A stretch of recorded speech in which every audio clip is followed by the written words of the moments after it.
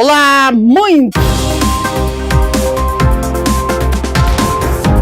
Estamos chegando com o Estúdio Câmara, hoje quinta-feira, né, dia 26 de fevereiro já. E o nosso tema de hoje é algo que mexe com a nossa estrutura emocional e muitas vezes a gente nem percebe. Nós vamos falar, gente, do peso das promessas. Quem nunca fez uma promessa no calor de um momento difícil apenas para aliviar a tensão?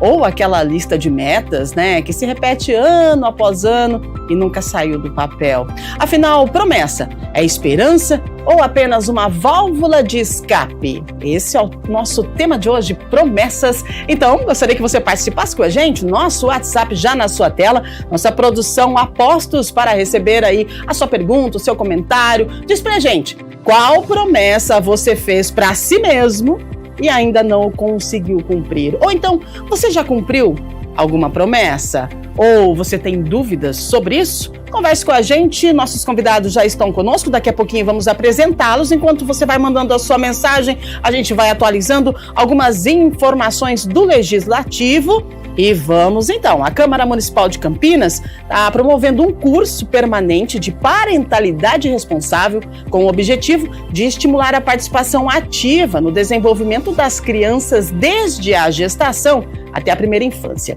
A iniciativa tem como base a Lei Complementar 314 de 2021, que regulamenta a ampliação da licença paternidade. O curso é gratuito e aberto para toda a população.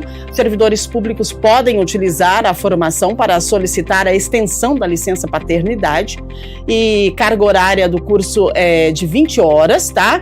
E é ministrado por professores da Escola de Governo e Desenvolvimento do Servidor e também da Escola do Legislativo de Campinas, a Elecamp. O curso será na modalidade à distância, né, o EAD. O conteúdo é dividido em 5 módulos: introdução à parentalidade responsável, parentalidade afetiva e ativa, e também compreendendo a saúde materna e o período gestacional, desenvolvimento infantil na primeira infância, e entre pais e filhos, histórias que inspiram. As inscrições podem ser feitas a qualquer momento pelo site campinas.sp.leg.br/institucional/elecamp/cursos e palestras. Curso gratuito para você aí, aproveite. E mais informação chegando para você do Legislativo, porque hoje, às 19h30 e 7h30, a Câmara de Campinas vai sediar um evento sobre doenças raras. O objetivo é ampliar o debate, a conscientização e o apoio aos pacientes e familiares, reunindo especialistas, representantes de instituições e sociedade civil. As doenças raras são condições crônicas, progressivas e degenerativas que afetam até 65 pessoas a cada 100 mil habitantes. Estima-se que existam entre 6 a 8 mil tipos de doenças raras, sendo 80% de origem genética. No Brasil, cerca de 3 milhões de pessoas convivem com essas condições, muitas vezes com um diagnóstico tardio. O evento é uma iniciativa do vereador Luiz Rossini, presidente da Câmara, e conta com o apoio do Correio Popular e também do PAICA, o Programa de Atenção Integral à Criança e ao Adolescente, que atua na área do autismo. Você pode participar presencialmente lá no plenário da Câmara, tá bom? Participe. Previsão do tempo para hoje, vamos lá, né? Nós temos aí uma previsão de temporal para hoje, gente, de acordo com o clima-tempo. Hoje nublado com chuva, agora de manhã, à tarde com temporal, tá? E à noite a previsão é de muita chuva. Mínima de 21, máxima de 27 graus aqui na metrópole. Muito bem, vamos então ao nosso tema central, a apresentação dos nossos convidados. Hoje a gente fala sobre as promessas, até onde as promessas realmente moldam quem nós somos. Será que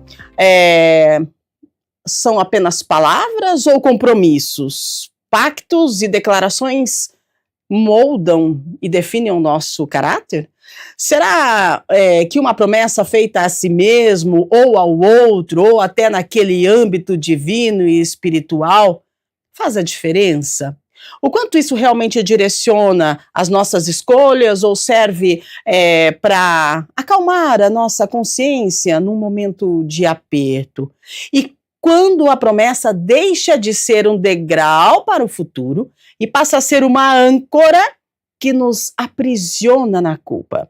É sobre essa linha tênue entre propósito real e ilusão emocional que vamos conversar agora. Então, para entender se a promessa é um remédio ou um veneno para nossa mente, a gente convidou o psicólogo comportamental Vitor Couto, vai conversar com a gente sobre promessas. Seja muito bem-vindo. Bom dia, Vitor. Bom dia, Suzane. Bom dia a todos. Primeiramente, eu gostaria de agradecer a oportunidade de vir falar de um assunto tão presente na vida de muita gente, né?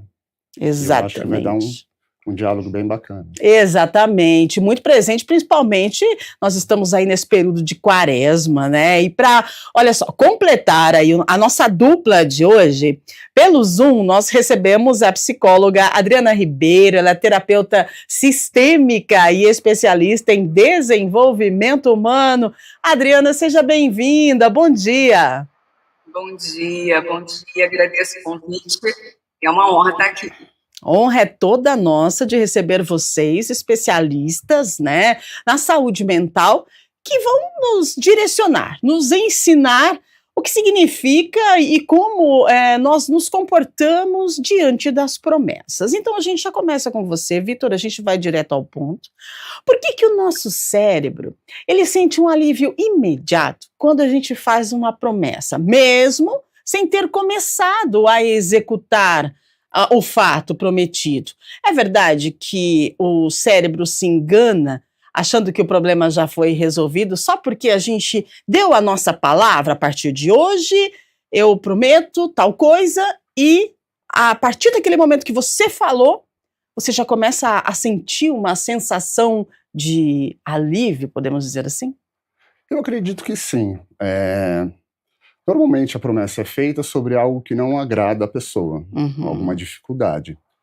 E no momento que ela faz a promessa, ela acredita que essa dificuldade vai ser resolvida. Sim. Né? Então ela já começa a ter uma motivação para iniciar o processo da promessa. Muito bem. E o nosso cérebro, ele vai responder de uma forma positiva, nos trazendo uma sensação de conforto e alívio. Tipo assim, mesmo não conseguindo executar ainda, eu acredito que já consegui. É isso, né? Isso, principalmente nos momentos iniciais, né? Aham. Porque o comum é a promessa ficando mais difícil conforme o tempo vai passando. Exato. Então, desde o momento que eu fiz a promessa e nos primeiros dias, ainda está fácil, porque eu ainda não me deparei com as dificuldades de alguma privação ou de algum comportamento que eu tenho que fazer mais vezes. Excelente. Vamos lá, Adriana, olha só. Muitas vezes a gente promete algo para alguém só para parar de sofrer uma pressão ou acabar com uma briga, uma situação que não é confortável. E aí isso também é uma forma de promessa, né? Ou então isso é uma defesa, uma mentira social, porque são vários tipos de promessa, né, Adriana?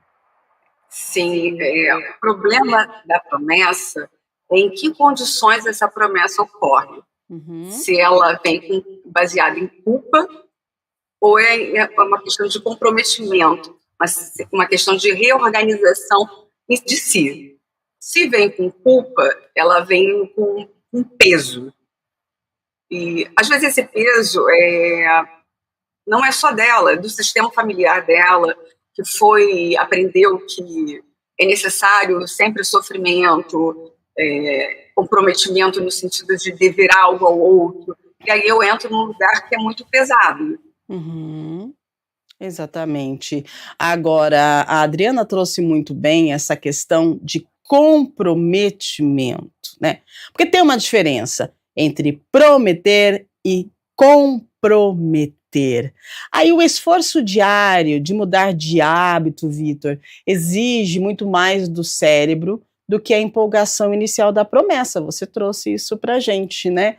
E com o passar dos dias, a promessa que nasceu de uma motivação, de uma empolgação, acaba diminuindo essa empolgação, essa motivação, porque não houve aí um planejamento real para o esforço diário, né? Então, a importância da gente analisar como o nosso cérebro ele vai se desenvolvendo no decorrer dos dias, no passar do tempo dessa promessa.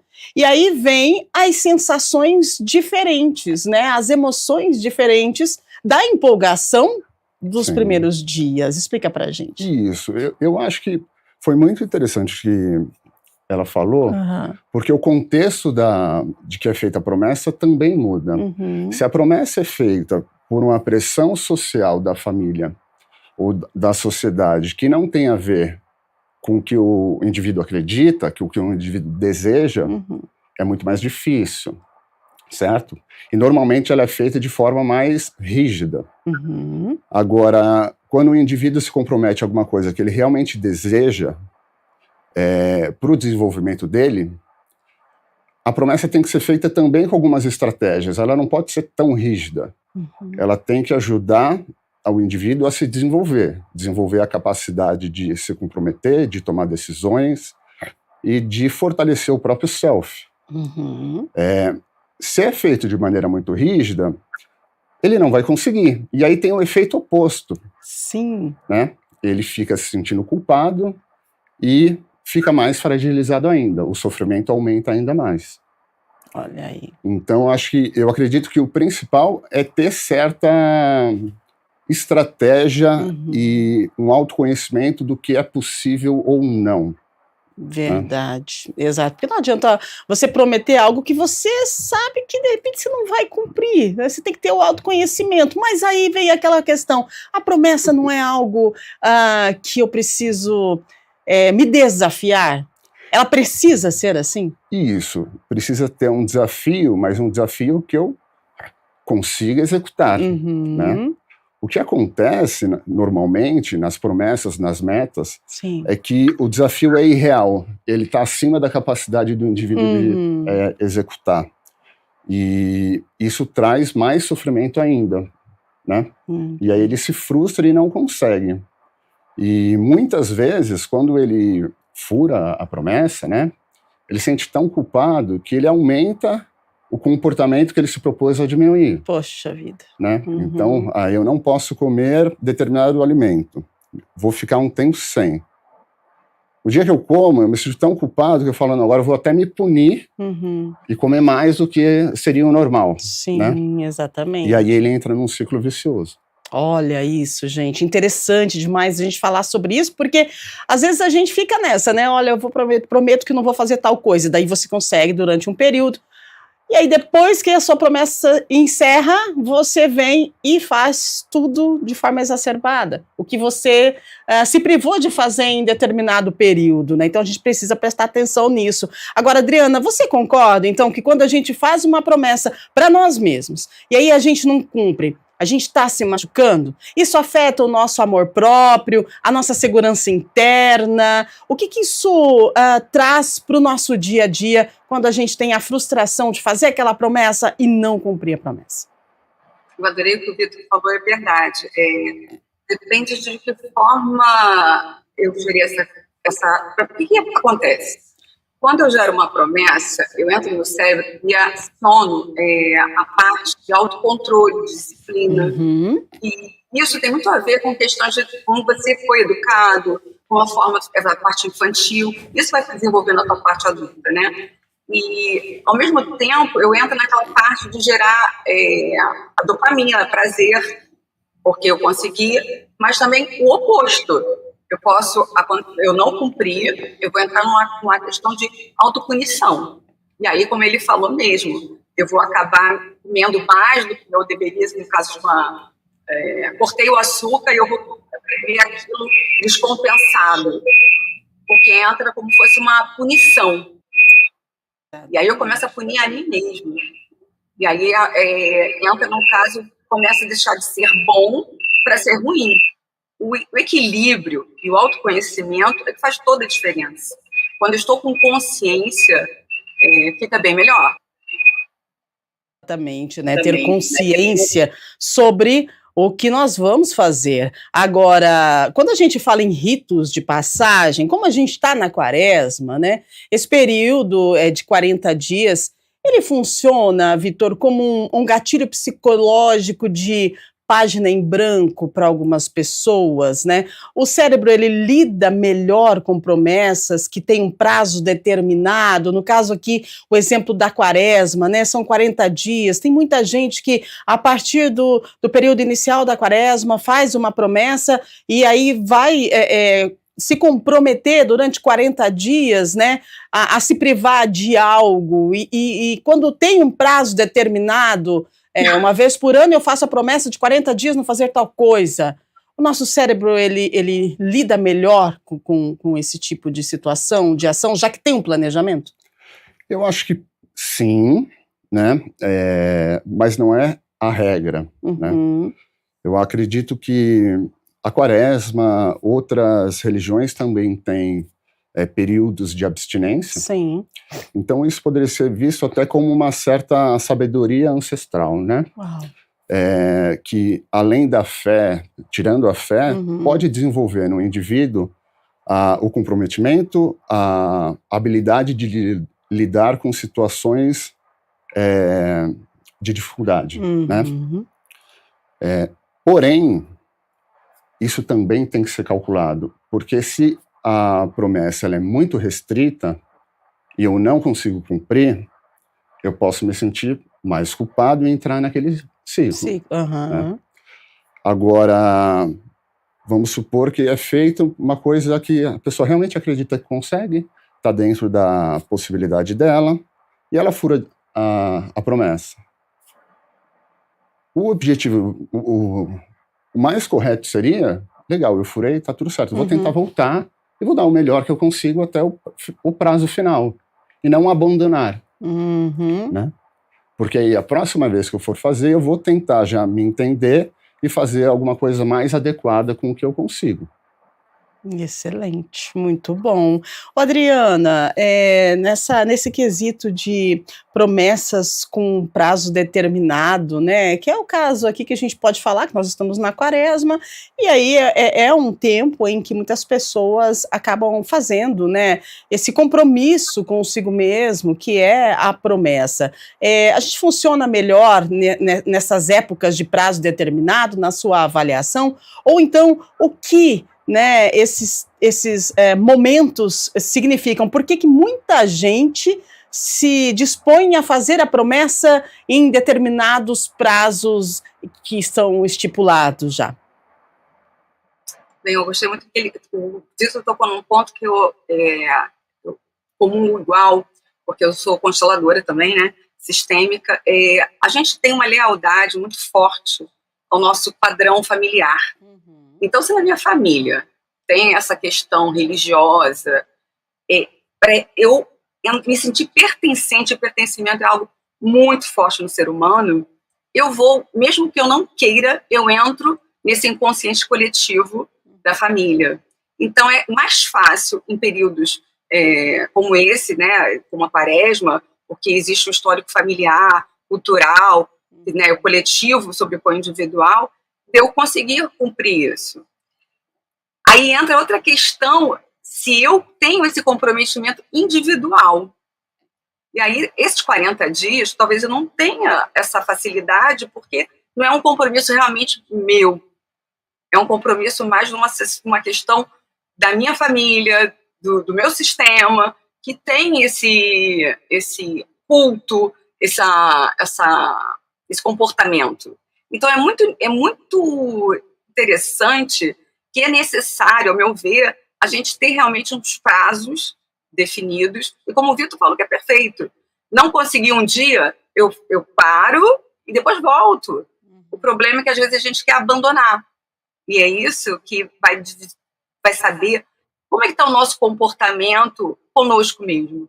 Quanto a gente se compromete com a gente. Perfeito, perfeito.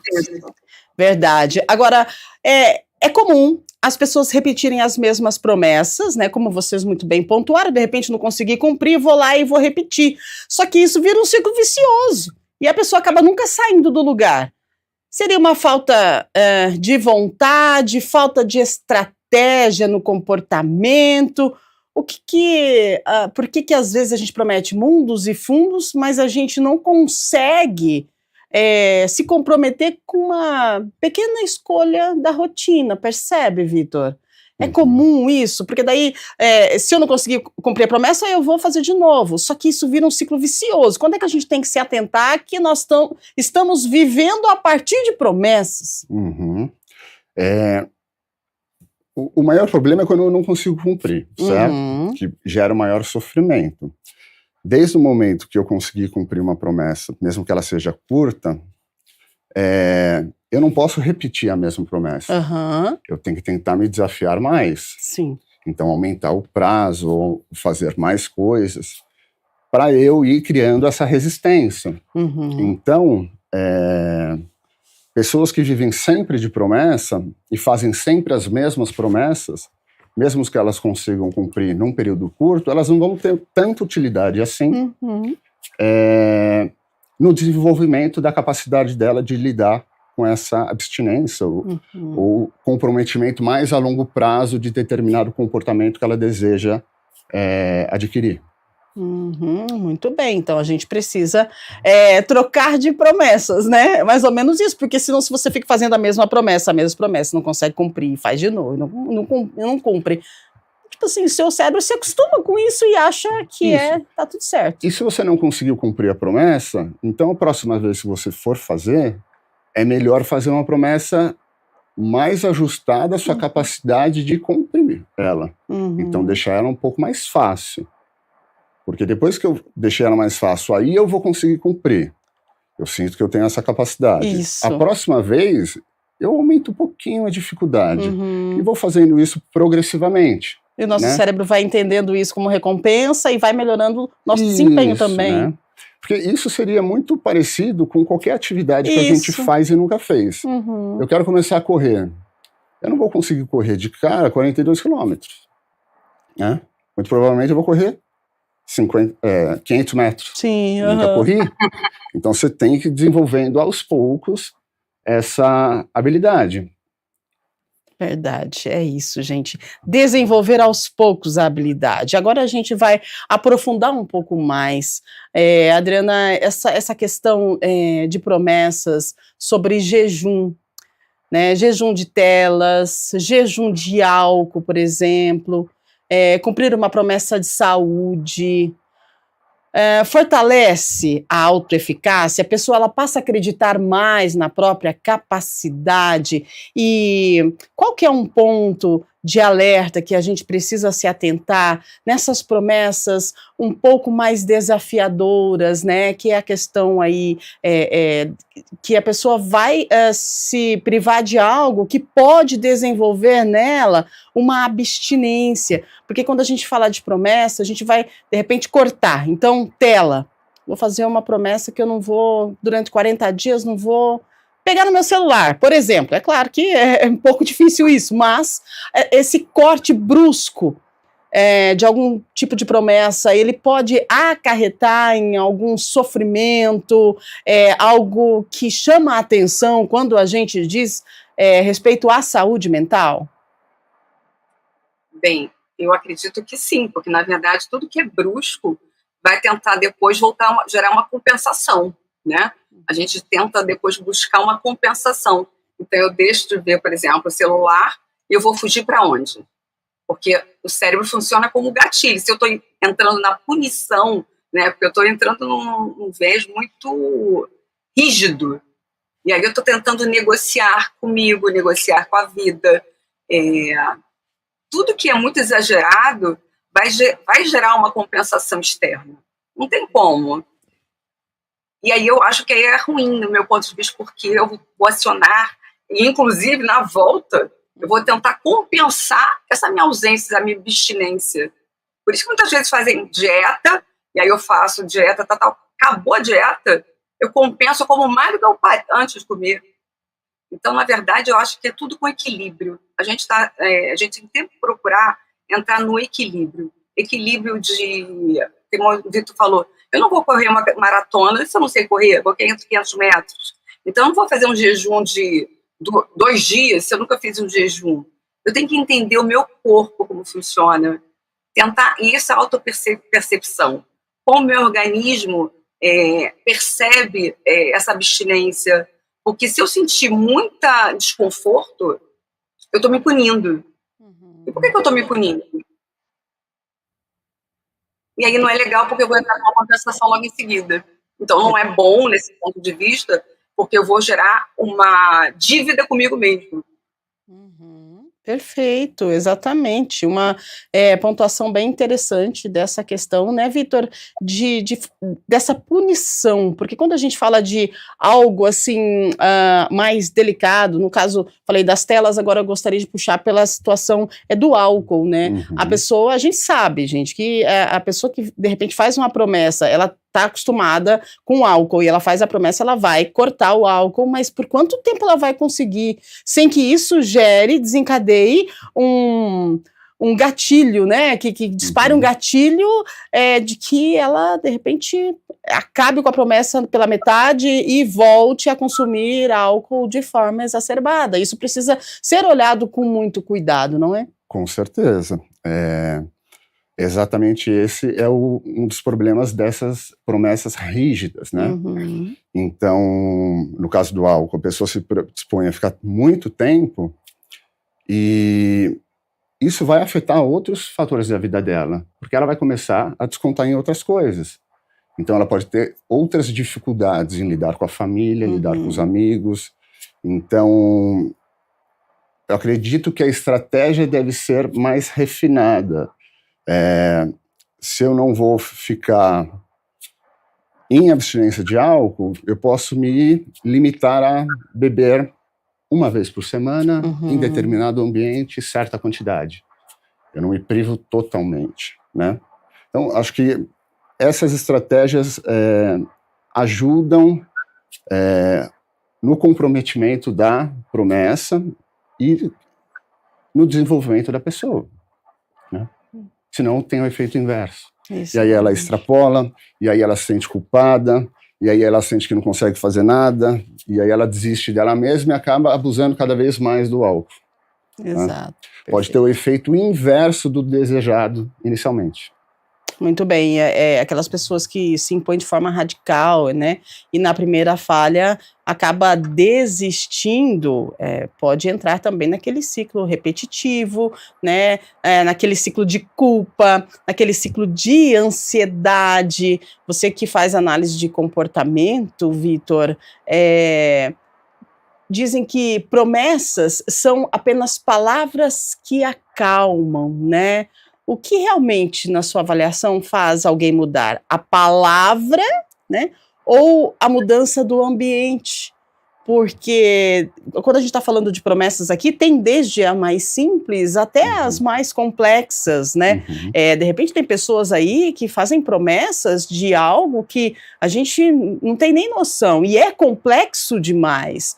Agora, por quê? Porque a pessoa quer mudar, ela sente necessidade de mudar algo nela. Agora, será que é com ela mesmo? Quando que a gente deve perceber que algo, de repente, que a gente precisa mudar e que você quer mudar mediante uma promessa, isso faz parte de você ou do ambiente que você vive? Porque o ambiente também, ele contribui para o nosso comportamento. Com certeza, o ambiente influencia muito o nosso comportamento. Então, eu acredito que tem que ter uma leitura do ambiente que eu convivo, né? Para criar essas estratégias. Se eu quero ficar sem beber um tempo, eu não vou frequentar o bar com os meus amigos todo dia. Exato. Né? Então não é só a promessa, é o comportamento também. É o comportamento. Né? E conforme você vai adquirindo a capacidade de cumprir as promessas e aumentando essa dificuldade e complexidade, você vai desenvolvendo esse repertório de compromisso com você mesmo, ao ponto de você não precisar mais fazer promessas.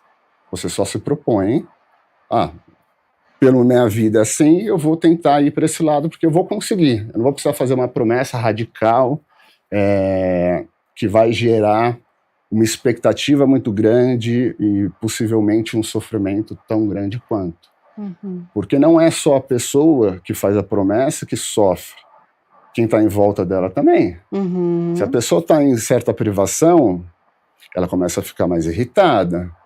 Quem convive com ela no dia a dia vai sentir isso. Exato. O sofrimento vai para o entorno dela também, né?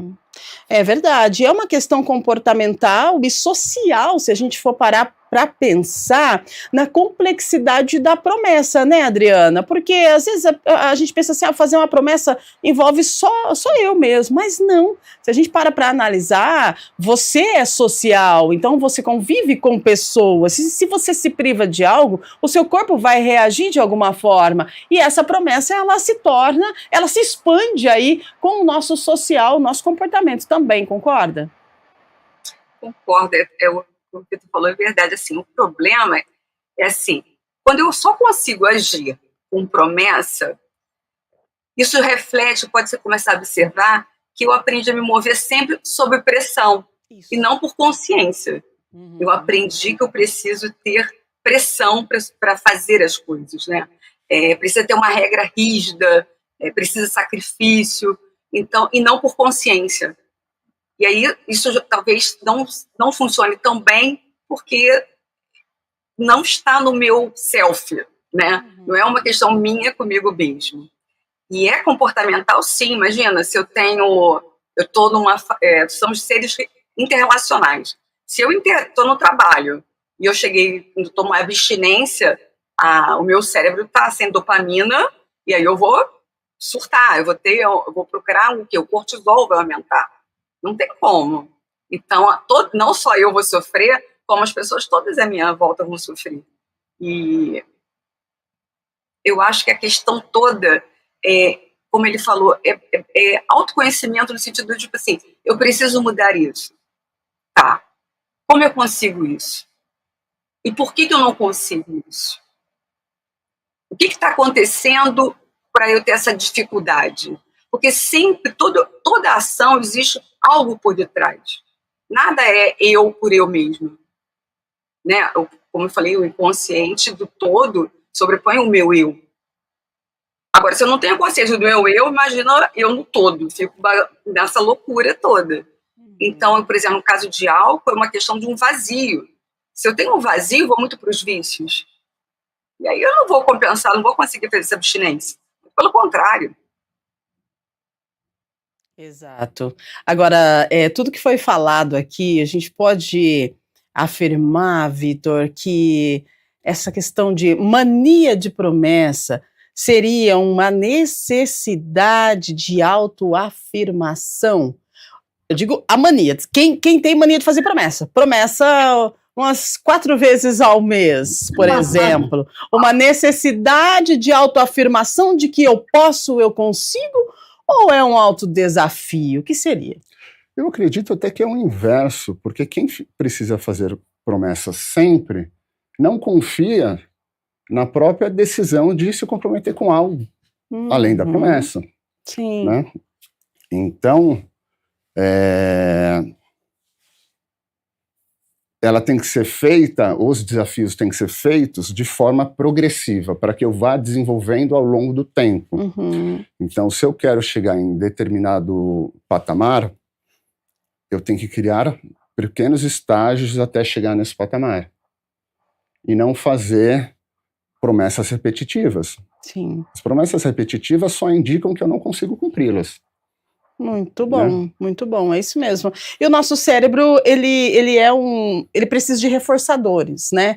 Ele precisa de celebrar que nós estamos conseguindo reforçar isso. E, de repente, essa questão das promessas, ela faz parte de estar reforçando ali que você pode, que você é capaz. Agora, se essas promessas elas estão sendo muito repetidas, né? Você não consegue cumprir, aí você tenta de novo, não consegue cumprir, você acaba se frustrando.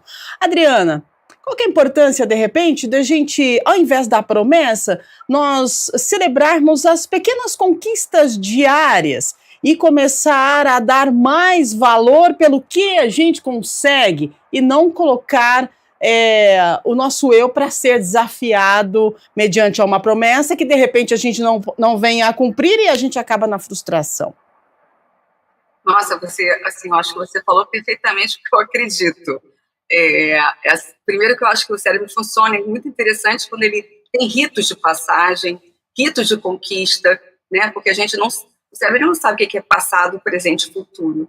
Quando eu tenho uma celebração, que eu consegui aquilo, eu dou uma autoafirmação para mim que eu consegui. Então, assim, inconscientemente, e a gente tem, a maioria dos nós trabalhamos com 95% do inconsciente, eu estou dando uma conquista. E aí é como se fosse eu subindo um degrau. E aí eu acho que é isso mesmo, essa coisa do que legal, eu consegui um dia, eu celebro esse um dia. Porque aí eu não estou me punindo, eu estou dando um incentivo que eu estou conseguindo um dia, que legal. E no segundo dia, legal. E tá tudo bem. E não punição. Porque a punição vai gerar esse desconforto, aí vou gerar sempre essas... eu vou fazer... Amanhã eu começo de novo. Amanhã... depois eu faço de novo a promessa. Por quê? Eu tô na dor, eu tô no sofrimento, e aí não é confortável. Eu vou estar sempre nesse ciclo de começo e não termino, porque é pesado. E a gente não aguenta, a gente já tem uma vida muito complicada para estar colocando esse peso para uma promessa. Mais fácil ter um comprometimento comigo mesmo. Excelente, muito bom. Pode completar, por favor, Vitor. Eu acho que esse comprometimento e entender que às vezes eu não vou conseguir fazer todo dia perfeito, né? E tá tudo bem. Poxa, hoje eu consegui, que legal. Amanhã eu consegui, que legal. Poxa, no terceiro dia não consegui tanto. Mas tá bom, porque amanhã eu vou conseguir de novo, se eu consegui ontem. E aí você vai progredindo, né? Dia a dia. Não é uma linha linear, né? Tem oscilações. Sim. E elas são comuns. Então, eu acredito que se permitir também não ser sempre perfeito, é muito importante. É verdade. E se a gente para analisar, vivendo, ou então fazendo dessa forma, a gente celebrando as pequenas vitórias do dia a dia, aceitando que hoje não conseguimos, está tudo bem, a gente começa a ter uma autocompaixão. E isso também vai gerar uma sensação de bem-estar, de repente, parecida com que a sensação de bem-estar quando você cumpre a sua promessa. Tô certo, tô errado, ou mais ou menos, Adriana? Completa pra gente. É isso mesmo, porque isso trabalha, a gente vai entrar em outra questão, da autoestima, né? Porque se eu tenho uma autoestima boa, eu vou conseguir trabalhar isso em mim. Tipo assim, não, Adriana, tá tudo bem. Você não conseguiu hoje, mas amanhã você consegue. Ou seja, eu tenho auto-amor, eu tenho a empatia comigo mesmo, né? E tudo começa daqui pro outro. Não existe nada externo. Tudo começa dentro. Então, esse auto-amor, essa compaixão por nós mesmos, pelos nossos atos, faz toda uma vida muito mais tranquila, menos cortisol no organismo, né? Eu acho que é por aí.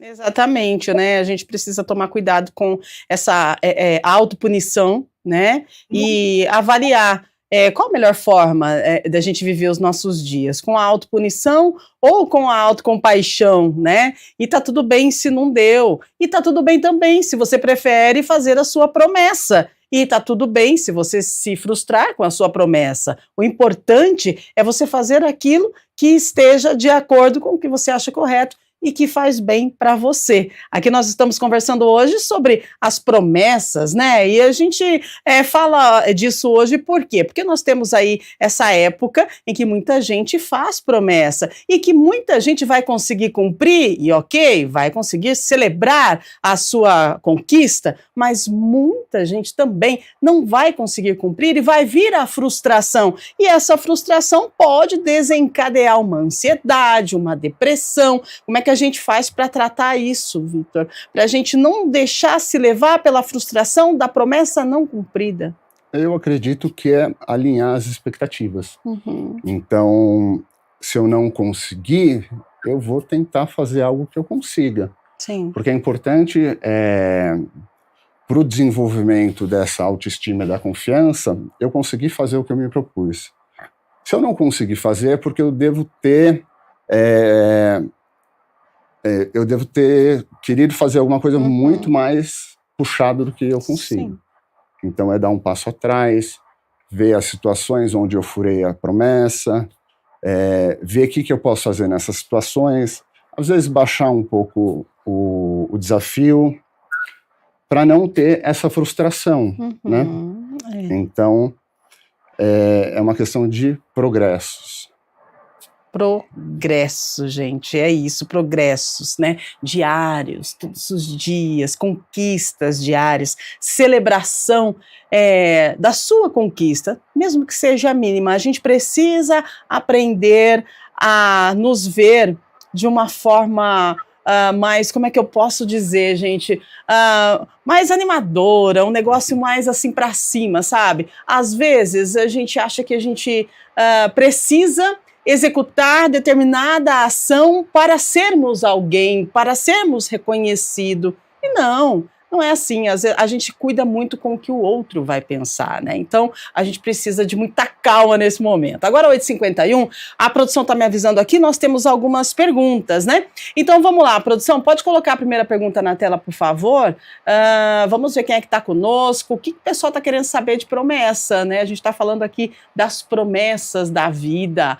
Pedro Henrique do Jardim Guanabara: a culpa de promessas quebradas pode virar ansiedade crônica se não tratada? Quais sinais devemos observar no dia a dia? Então, vamos para a resposta para o nosso psicólogo, então, né, Vitor? Essa questão aí pode virar uma ansiedade crônica de muita culpa Isso, eu acredito que se a promessa é quebrada e eu me sinto muito culpado, gera um sofrimento. Sim. Esse sofrimento vai gerar a ansiedade de, nossa, eu não consigo. E aí eu faço outra promessa já meio que desconfiando se eu vou conseguir ou não. Uma das formas de agir sobre essa ansiedade é exatamente dar um passo atrás e se procurar algo que vai me desafiar, mas eu vou conseguir. Então, talvez ele está colocando coisas acima da capacidade dele no momento. Ele vai conseguir, mas não agora. Tem alguns passos que é preciso ser tomados até ele chegar nesse objetivo, né? Então, e diminuir então a ansiedade. E os sinais que a gente precisa observar no dia a dia, quando você está no ciclo da promessa, mas aquilo está começando a te dar uma tensão, uma ansiedade, um negócio que pode vir a desencadear uma ansiedade crônica lá na frente.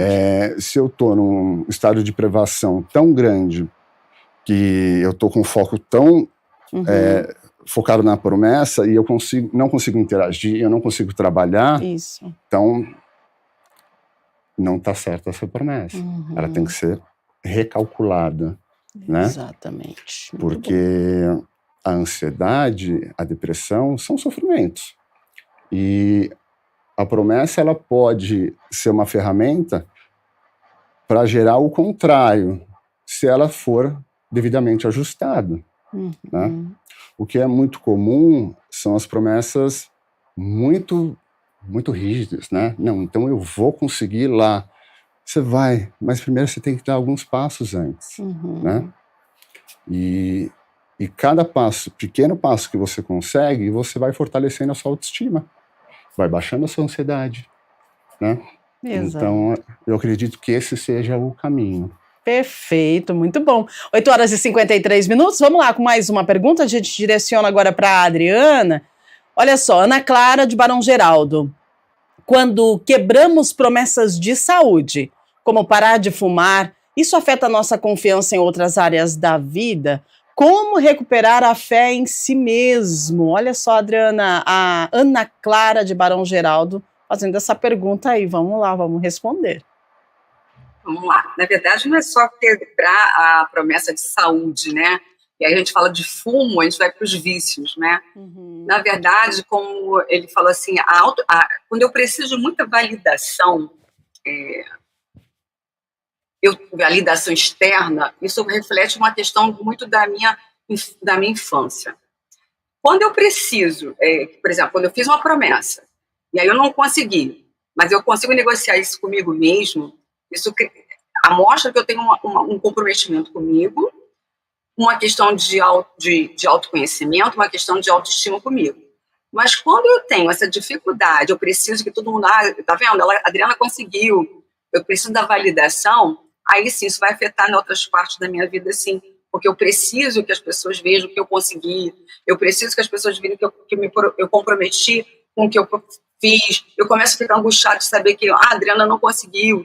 Então, eu mostro que eu ainda estou na minha criança, tenho um domínio sobre a minha vida adulta. Como recuperar a fé em si mesmo, tendo não consegui, tudo bem. Consegui, tudo bem, é eu comigo mesmo.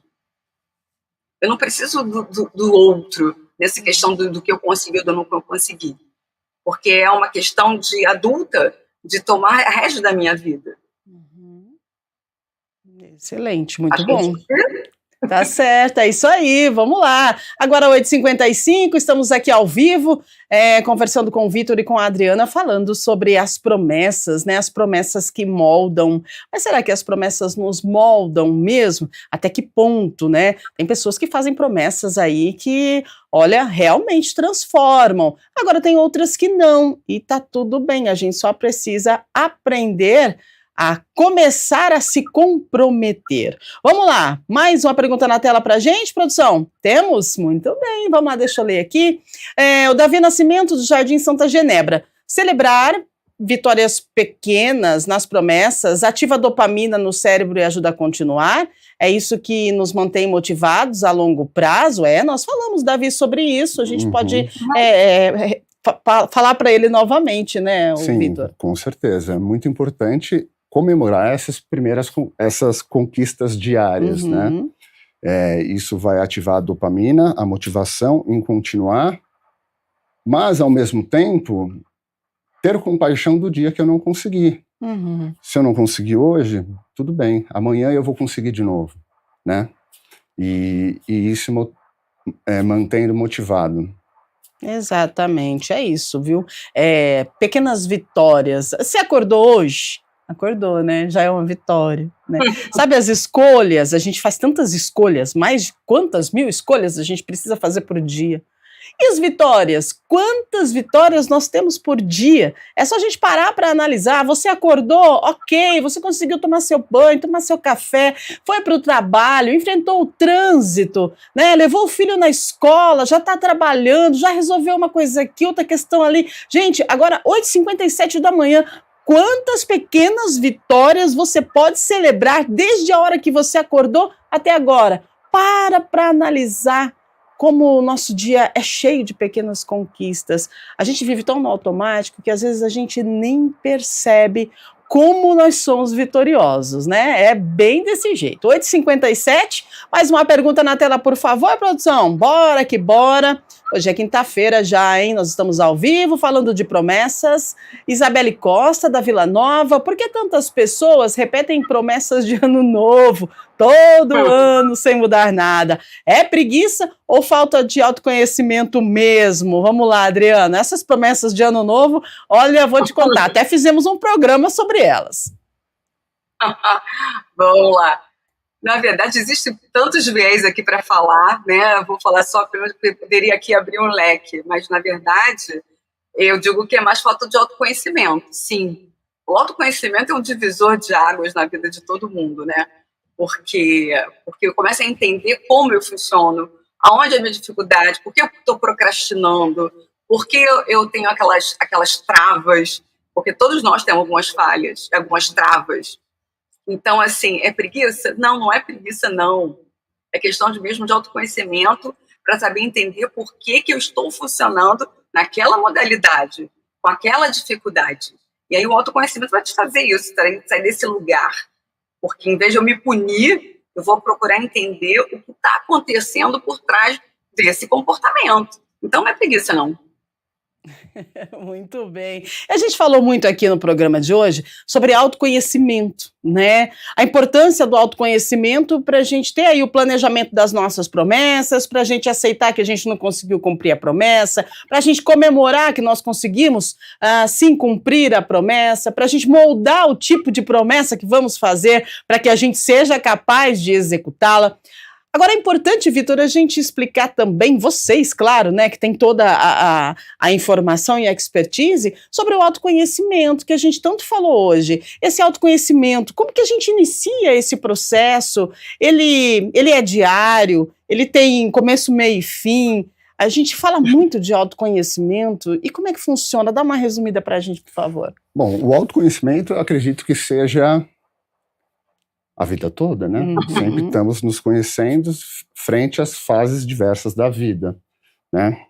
Mas existem várias formas de você praticar esse autoconhecimento. A promessa pode ser uma delas, porque se eu me predispor a ficar um tempo sem alguma coisa, eu vou ver o quanto isso impacta na minha vida. Eu consegui ou não consegui.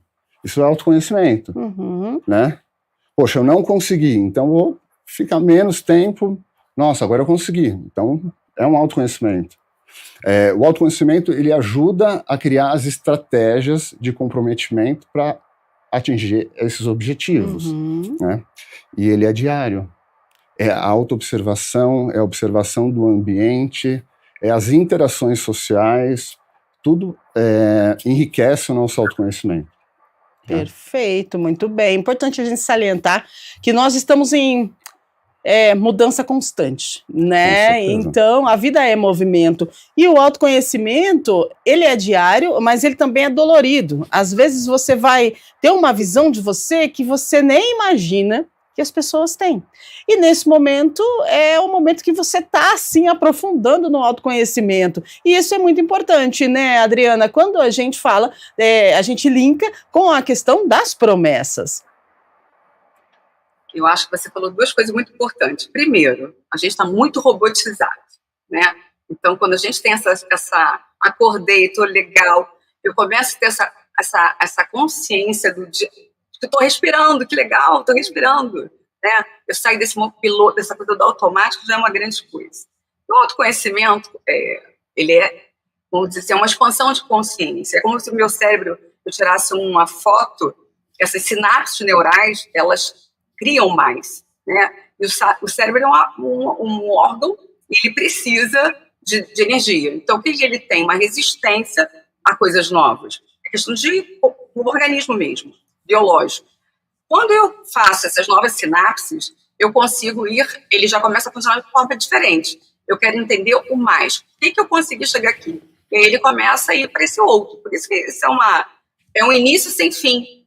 Porque, além disso, estou falando da parte, né, do cérebro, fora que a gente cria essa vontade de libertação do meu eu, porque eu começo a entender mais sobre mim mesmo, e aí eu não começo a colocar a vida no outro, do culpar o mundo, culpar a vida, eu não começo a entender qual a minha responsabilidade naquilo. Então o autoconhecimento para mim vem junto com essa autorresponsabilidade do meu eu naquela questão. Eu começo a sair desse lugar de vítima e entro num lugar de autora da minha vida. E aí faz uma grande diferença. Excelente, muito bom. Olha só, né? Quantas falas importantes no programa de hoje. Acredito que nós conseguimos entregar um material riquíssimo, então eu só tenho a agradecer mesmo a vocês, né, Vitor e Adriana, por disponibilizar o tempo. A gente sabe, né, 8 horas da manhã a gente começou aqui, agora já 9h03, olha só o tanto que a gente falou, interagimos com alguns telespectadores, a gente fica muito feliz com a sua audiência também, com a sua companhia, e a gente vai então para as considerações finais. Vitor, eu queria agradecer a sua participação, a sua presença com a gente, a sua entrega, a sua orientação. Muito obrigada. Foi um prazer estar aqui, uma oportunidade de discutir com vocês. Maravilha. Deixa uma dica aí pro pessoal de casa que está agora falando, nossa, eles falaram tanto de promessa e eu estou aqui, não consegui cumprir a minha. Tenha maior compaixão com você mesmo e entenda o que você consegue fazer. E comemore essas pequenas vitórias. Acho que esse é o primeiro passo para prosseguir. Maravilha. Junto às promessas. É isso, a gente precisa seguir, né, gente? A vida é movimento. Ô, Adriana, obrigada pela sua participação. Você está falando de onde, Adriana? Obrigada para todos. Estou falando do Rio de Janeiro. Maravilhosa! Então tá certo. A gente agradece, viu, a disponibilização do seu tempo tão cedinho, mas assim, uma entrega bem legal. Acho que nós falamos aqui de uma forma bem coloquial que as pessoas possam entender e sem julgamentos, né? Porque a vida é isso, cada um se comporta de acordo com aquilo que faz bem para si. E as promessas também, né? Se você acha viável e pertinente você fazer a sua promessa, beleza. Se você não conseguiu, beleza também. A gente precisa entender que a gente tem que continuar, mas precisamos nos olhar com compaixão, não é isso? Obrigada pela sua participação e deixa uma mensagem para o pessoal aí também. Eu acho que é como você falou, eu acho que é isso mesmo, assim. Primeiro é entender por que eu estou fazendo aquela promessa, né? Porque estou na época da quaresma, e existe isso é um comportamento da minha família, um comportamento da sociedade, ou é eu que quero fazer isso mesmo? Só eu saber isso, essa resposta, vai fazer já uma grande diferença na tomada de decisão e comprometimento dessa promessa. Excelente, maravilhosa. Então, mais uma vez, muito obrigada, Adriana e Vitor, pela participação de vocês. A gente vai encaminhando para a entrega aqui do nosso Estúdio Câmara. Daqui a pouquinho a Íria está chegando, direto da Central IA, trazendo atualizações aqui da nossa cidade de Campinas, estado de São Paulo, Brasil, mundo, cotação do euro, do dólar e muito mais para você. Ao meio-dia nós temos Câmara Notícia, com informações do Legislativo e da nossa metrópole, lembrando que a programação da TV Câmara Campinas está impecável, especialmente feita para você com muita responsabilidade de toda a nossa equipe do Grupo Mais. E eu quero lembrar você que amanhã nós temos Estúdio Câmara novamente e a gente conta com a sua participação e presença e a gente vai falar amanhã de algo bem interessante, mas ainda é um tabu, né, nas relações familiares. Tem filho favorito aí na sua casa? Ixi, mas isso dá um problema, hein? Então, você sabe que essa preferência, você acha que ela é real ou não? Será que a mãe e o pai têm o filho favorito mesmo? E como é que ela pode surgir dentro de casa, essa preferência? Por quê? Né? Se é que tem o filho favorito, por que tem? Principalmente, a gente vai tentar entender, gente, como lidar com essa situação, né, de filho favorito sem cometer injustiças ou deixar marcas nessa relação de irmãos, de pais e filhos. Vamos falar sobre os limites entre afinidade, convivência e equilíbrio nas relações familiares. É um tema delicado, sim, mas que faz parte da realidade de muitas famílias, né? A pressão de ser o filho preferido e a tristeza de saber que a mãe e o pai têm o filho preferido e você não é o filho favorito. Será que isso existe mesmo? Então, amanhã temos encontro marcado a partir das 8 da manhã com mais uma edição do nosso Estúdio Câmara. Beijo grande para você, fique bem, se cuide e a gente se fala amanhã. Tchau, tchau, até lá.